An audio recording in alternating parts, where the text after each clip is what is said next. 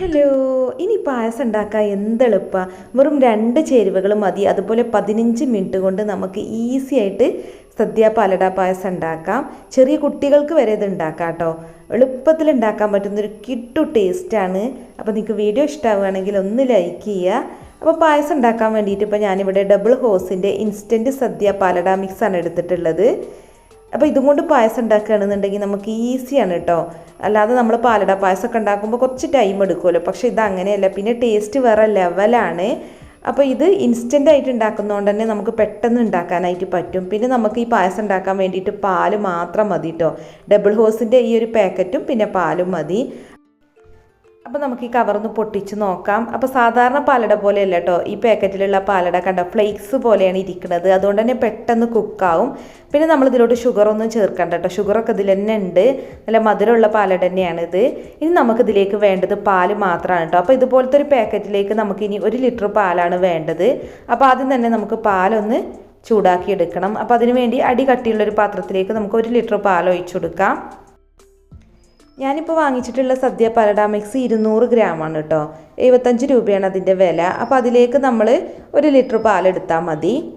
അപ്പോൾ 4 പേർക്ക് സുഖമായിട്ട് കുടിക്കാൻ മാത്രം ഉണ്ടാവും ഒരു പായസം. അപ്പോൾ ഒരു ഫാമിലിക്ക്, ഒരു ചെറിയ ഫാമിലിക്കൊക്കെ 200 ഗ്രാമിൻ്റെ ഒരു പാക്കറ്റ് തന്നെ വാങ്ങിയാൽ മതി. കുറച്ച് കൂടുതൽ വാങ്ങണമെന്നുണ്ടെങ്കിൽ 2-3 പാക്കറ്റ് വാങ്ങിയാൽ മതി. പിന്നെ എളുപ്പമാണല്ലോ ഉണ്ടാക്കാൻ. എത്ര കൂടുതൽ ഉണ്ടാക്കുകയാണെങ്കിൽ നമുക്ക് 15 മിനിറ്റ് കൊണ്ട് തന്നെ ഇത് വേവിച്ചെടുക്കാൻ പറ്റും. അപ്പോൾ പാൽ ഇപ്പോൾ ഇവിടെ നന്നായിട്ട് ചൂടായി തിളച്ച് വന്നിട്ടുണ്ട്. പിന്നെ നമ്മൾ പാൽ തിളപ്പിക്കുമ്പോൾ ഇടയ്ക്കിടയ്ക്ക് ഇളക്കി കൊടുക്കണം കേട്ടോ, അല്ലെങ്കിൽ അടി പിടിക്കും. ഇനി നമുക്കിതിലേക്ക് ഇൻസ്റ്റൻറ്റ് പാലട മിക്സ് ഇട്ട് കൊടുക്കാം കേട്ടോ. കണ്ടില്ലേ, ഇതിപ്പോൾ ഫ്ലേക്സ് പോലെയാണ് ഇരിക്കുന്നത്. പിന്നെ നല്ലൊരു പിങ്ക് കളറാണ്. പിന്നെ ഈ ഫ്ലേക്സിൽ തന്നെ മധുരം ഉണ്ട് കേട്ടോ. അതുകൊണ്ട് നമ്മൾ ഇനി എക്സ്ട്രാ അതിലേക്കൊന്നും ചേർക്കേണ്ട ആവശ്യമില്ല.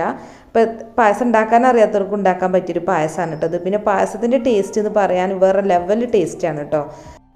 അപ്പോൾ നമ്മളൊരു മീഡിയം ടു ഹൈ ഫ്ലെയിമിൽ ഇട്ടിട്ട് ഇടയ്ക്കിടയ്ക്ക് ഇളക്കി കൊടുത്തിട്ടാണ് ഇത് വേവിച്ചെടുക്കുന്നത്. അപ്പോൾ 15 മിനിറ്റ് കൊണ്ട് തന്നെ ഈ പാലട വെന്ത് കിട്ടും. പിന്നെ പായസം നല്ല കുറുകി നല്ലൊരു ടെക്സ്ചറിൽ കിട്ടുകയും ചെയ്യും കേട്ടോ. നമ്മൾ സദ്യക്കൊക്കെ കഴിക്കുന്ന പാലട പായസം കണ്ടിട്ടില്ലേ, എന്ത് രസമാണ് കാണാൻ. അതുപോലെ കഴിക്കാനും നല്ല ടേസ്റ്റ് അല്ലേ. അതേ ഒരു ടേസ്റ്റിലാണ് കേട്ടോ ഇത് കിട്ടുക. അപ്പോൾ ഒരു 15 മിനിറ്റ് മാത്രം നമ്മൾ മീഡിയം ടു ഹൈ ഫ്ലെയിമിലിട്ട് തിരിച്ചും മറിച്ചൊക്കെ ഇട്ടിട്ട് ഇങ്ങനെ ഇടയ്ക്ക് ഇളക്കി കൊടുത്തിട്ടൊന്ന് കുക്ക് ചെയ്താൽ മതി. കറക്റ്റ് 15 മിനിറ്റ് ആകുമ്പോഴേക്കും നമ്മുടെ പായസം നല്ലൊരു ടെക്സ്ചറിൽ വന്ന് സൂപ്പറായി കിട്ടിയിട്ടുണ്ടാവും. പിന്നെ ഇതിലേക്ക് അണ്ടിപ്പരിപ്പ് മുന്തിരിയൊന്നും വറുത്തിടേണ്ട ആവശ്യമില്ല. സദ്യ പാലട പായസം കണ്ടിട്ടില്ലേ, ഇതുപോലെ പിങ്ക് കളറിൽ നല്ല കുറുകിയിട്ടാണല്ലോ ഇരിക്കുക. എന്ത് രസാലേ ആ പായസം. അതിനേക്കാൾ ടേസ്റ്റ് ഉണ്ടായിരുന്നു കേട്ടോ സത്യം പറഞ്ഞാൽ ഇതുപോലെ പായസം ഉണ്ടാക്കിയപ്പോൾ. നമുക്ക് ആ ഒരു പായസത്തിൻ്റെ ടേസ്റ്റ് കുടിച്ചവർക്ക് അറിയാമല്ലേ, അതേ ഒരു ടേസ്റ്റ് കിട്ടുന്നുണ്ട് കേട്ടോ ഇതുപോലെ ഉണ്ടാക്കിയാൽ.